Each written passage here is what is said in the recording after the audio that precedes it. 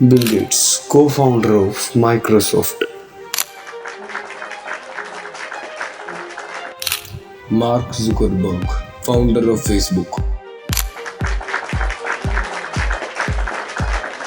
Gautam Adani, founder of Adani Group. Richard Branson, co-founder of Virgin. पता है इन सब में क्या कॉमन है? ये सब दुनिया में से रिचेस्ट लोगों में से एक हैं। They are completely dominating in the present world. At history-making spaceflight, what's being called the dawn of a new space age. एक और चीज है जो इन सब में कॉमन है कि वो अपने आप को एक ऐसे ट्रैप से बचाने में सक्सेसफुल रहे जिस ट्रैप में आज हर एक इंसान खुद को प्राउडली डाल रहा है। And I heard that question from my uncle. I thought, I don't care what I have to do. If I have to move somewhere or start something or whatever it may be, I'm not going to put my children into a system that doesn't understand the gifts and abilities they have just because they don't fit on the conveyor belt. और दूसरी तरफ वो आप जो शायद किसी college में पढ़ाई कर रहे हो, टाइम पे असाइनमेंट्स कर रहे हो और ना चाहते हुए भी बुक्स को मेमोराइज कर रहे हो और हर रूल्स को फॉलो कर रहे हो, इस उम्मीद में कि जब आप कॉलेज से निकलोगे, जब आपके पास ग्रेजुएशन डिग्री होगी, आपको एक अच्छी जॉब मिल जाएगी, उसके बाद आप अपने पेरेंट्स के लिए एक बड़ा सा घर खरीद लोगे, एक एक्सपेंसिव सी कार खरीद लोगे एंड खूब सारे पैसे कमाओगे। बट रियलिटी क्या है? आपने तैयारी शुरू करी, आप कितने साल के थे? सर उस समय हम 18 साल के थे और अभी हम 30 साल के हो गए। 30 साल के। पिछले 12 सालों में आपने अपनी ज़िंदगी में क्या किया? ज़िंदगी में सर पढ़ते गया, डिग्री लेते गया। मैंने 3 सब्जेक्ट में पोस्ट ग्रेजुएट किया, बीएड किया सर, सीटेट क्वालिफाइड है, नेट क्वालिफाइड है सर। 15 साल मेहनत करने के बाद फाइनली अपने लिए एक ग्रेजुएशन डिग्री ले ले, पर अब आपको पता लगता है कि आपको नौकरी नहीं मिल रही। आप ना जाने कितनी जगह इंटरव्यू देते हो पर किसी ना किसी रीज़न से आपको रिजेक्ट कर दिया जाता है। लोग आपका मजाक उड़ाने लगते हैं। हम लोग को बहुत हीन भावना से देखते हैं, लोग जो भी देखते हैं हम लोग को बहुत हीन भावना से, परिवार रिश्तेदार हम लोग उतने बात नहीं करते हैं सर। और मैं 2 साल से गाँव में भी नहीं गया। दुख है सर, क्या बोलूँ, मैं अपने दुख और पीड़ा को किसी पर सामना नहीं कर सकता हूँ सर। बहुत संघर्ष से पढ़ा हूँ, ट्यूशन पढ़ा के मैं 2012 से ट्यूशन पढ़ा के अभी तक मैं पढ़ाई किया हूँ और मैं कुछ भी हासिल नहीं कर पाया। उल्टा हमारे पर एफआईआर हो गया। आप लोगों से मिलना जुलना बंद कर देते हो और अपने आप को एक कमरे में बंद करके बस एक ही प्रे करते रहते हो कि एक बार नौकरी मिल जाए। धीरे धीरे आपका self esteem and self confidence down होने लगता है। आखिरकार किसी ना किसी तरीके से आपको एक जॉब मिल जाती है, लेकिन उसकी सैलरी बहुत ही कम होती है। बट आप मजबूरी में कर भी क्या सकते हो, वो जॉब आप करने लगते हो। इतनी सैलरी है नहीं कि आप पैसे कमाकर उन्हें जमा कर एक घर खरीद सको, तो आप एक होम लोन ले लेते हो। अपना घर है तो ऑब्वियसली एक कार भी होनी चाहिए, तो आप एक कार लोन ले लेते हो। अनजाने में ही सही, पर आपने अब खुद को एक ट्रैप में डाल लिया है। अब आपको ये डर सताता रहता है कि कहीं मुझे नौकरी से निकाल ना दिया जाए, क्योंकि फिर मैं घर के खर्च कैसे संभालूंगा, होम लोन कैसे पे कर पाऊंगा। धीरे धीरे आप अपने सपने को दबाते जाते हो और फिर हर रोज आप सुबह काम पे जाते हो एंड काम करके शाम को वापस आते हो। फिर चाहे आपको वो काम करने का मन हो या ना हो, और कुछ टाइम बाद आपको ये लाइफ नॉर्मल लगने लगती है और धीरे धीरे काम करते करते आप बूढ़े हो जाते हैं। आपको शायद ऐसा लगेगा कि मैं अनलकी था, इसलिए मैं लाइफ में कुछ बड़ा कर नहीं पाया, क्योंकि मेहनत तो मैंने खूब की, पर सच कुछ और ही है जो आज तक आपसे छुपा कर रखा गया है। जिस एजुकेशन सिस्टम को आप बचपन से आंख बंद करके फॉलो करते आ रहे हो, वो बनाया ही इसलिए था ताकि आप एक ओबीडिएंट फैक्ट्री वर्कर बन सको। आपको लग रहा होगा कि मैं कुछ भी बोल रहा हूँ। I promise you, give me few minutes, उसके बाद आप पूरा का पूरा ट्रैप अच्छी तरह समझ जाओगे।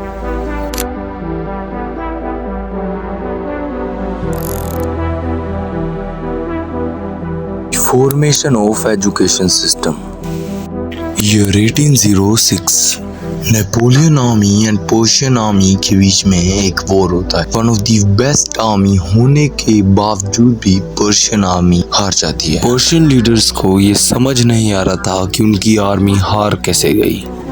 बहुत सोचने के बाद उनके लीडर्स को ये समझ में आता है कि उनकी आर्मी स्ट्रॉन्ग तो थी, मगर वॉर के दौरान अपना सुपीरियर्स का ऑर्डर मानने के बजाय उन्होंने अपने दिमाग का इस्तेमाल किया, जबकि नेपोलियन आर्मी ने सिर्फ अपने सुपीरियर्स का ऑर्डर फॉलो किया।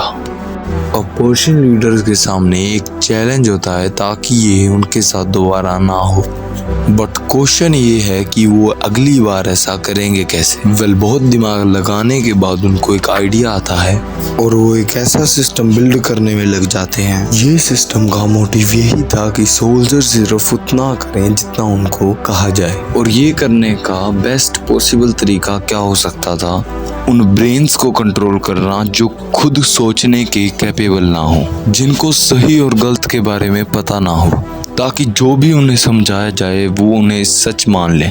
इस तरीके से एक एजुकेशन सिस्टम बिल्ड होता है, द रशियन एजुकेशन सिस्टम। 5 साल से लेकर 15 साल तक आपके लिए एजुकेशन कंपलसरी कर दिया जाता है। Russians produced a universal education system in the late 1800s because they were afraid they were losing military superiority and they wanted to produce a cadre of mindless, obedient soldiers. That was expressly the purpose. आने वाली generation को एक ऐसे person में transfer करना जो कि obedient हो, अपने सुपीरियर्स की बात माने एंड जितना उन्हें कहा जाए वो उतना ही करे without asking any question. Global economy बहुत तेज स्पीड से दूसरी तरफ शिफ्ट हो रहा होता है। अब तक लोग एग्रीकल्चर करके अपने हाथों से प्रोडक्ट बनाकर पैसे अर्न कर रहे थे, मगर अब वर्ल्ड पे मशीन्स डोमिनेट करना शुरू कर देती हैं। जितने प्रोडक्ट्स एक इंसान महीने भर में नहीं बना पा रहा था, एक मशीन उससे ज़्यादा प्रोडक्ट्स एक दिन में बना रही थी।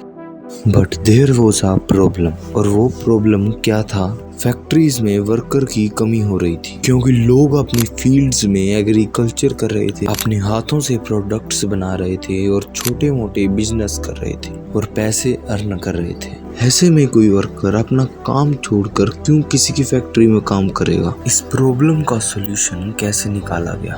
वेल, रशियन एजुकेशन सिस्टम अपने रिजल्ट्स के कारण ऊपर के बैठे लोगों तक ऑलरेडी पहुंच चुका था, और अब डिफरेंट कंट्रीज अपना एजुकेशन सिस्टम इस रशियन एजुकेशन सिस्टम के मॉडल पे बनाना शुरू कर देते हैं। और इस बार सोल पर्पस क्या होता है?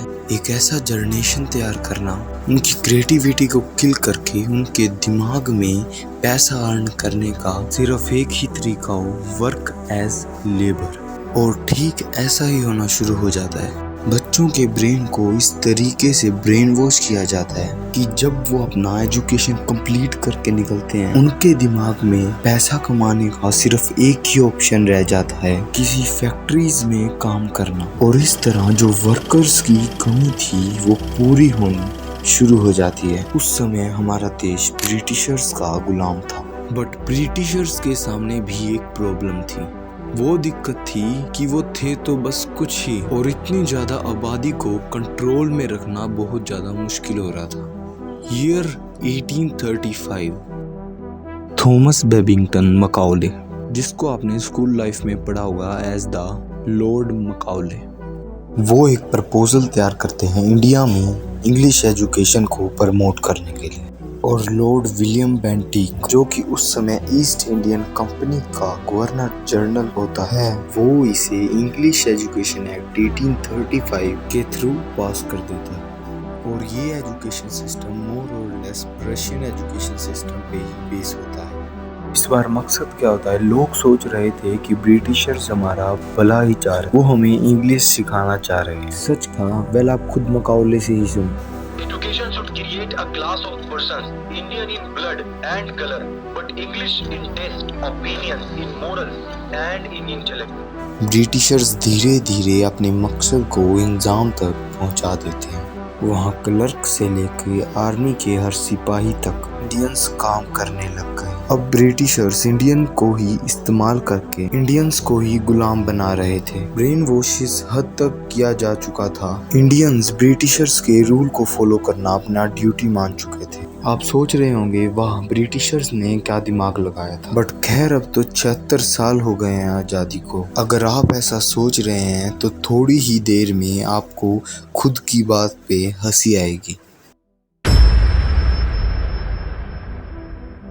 आपके पैदा होने के बाद या पहले आपके पेरेंट्स के मन में जो सबसे पहला ख्याल आता है वो है कि हम अपने बेटे को बड़े से स्कूल में डालेंगे। आज हमारे देश में स्कूल एंड कॉलेजेस स्टेटस के लिए ज्यादा बनते जा रहे हैं। हमारा लड़का एक बड़े से स्कूल में पढ़ता है, एक अच्छे से स्कूल में पढ़ता है। जैसे ही आप बोलना शुरू करते हो आपके पेरेंट्स एक अच्छे से स्कूल में डाल देते हैं और फिर रिलैक्स हो जाते हैं कि मैंने तो अपने बच्चे का बड़े से स्कूल में एडमिशन करा दिया है, अब मेरे बच्चे का फ्यूचर वो लोग बना देंगे, मुझे बस टाइम पे फी पे करनी है। आप स्कूल जाते हो एक फ्रेश, क्यूरियस एंड क्रिएटिविटी से भरे माइंड के साथ, एक ऐसे माइंड के साथ जिसके अंदर कोई भी लिमिटेशन नहीं होती, एक ऐसे माइंड के साथ जिसको अच्छी तरह ट्रेन किया जाए तो वो बहुत कुछ कर सकता था। लेकिन जैसे ही आप स्कूल में जाते हो आपको कुछ सब्जेक्ट के सिलेबस का कॉम्बिनेशन पकड़ा दिया जाता है और फिर तब से वो आपकी दुनिया बन जाती है। सुबह से लेकर शाम तक उन्हीं के बारे में सोचते हो, उन्हीं के बारे में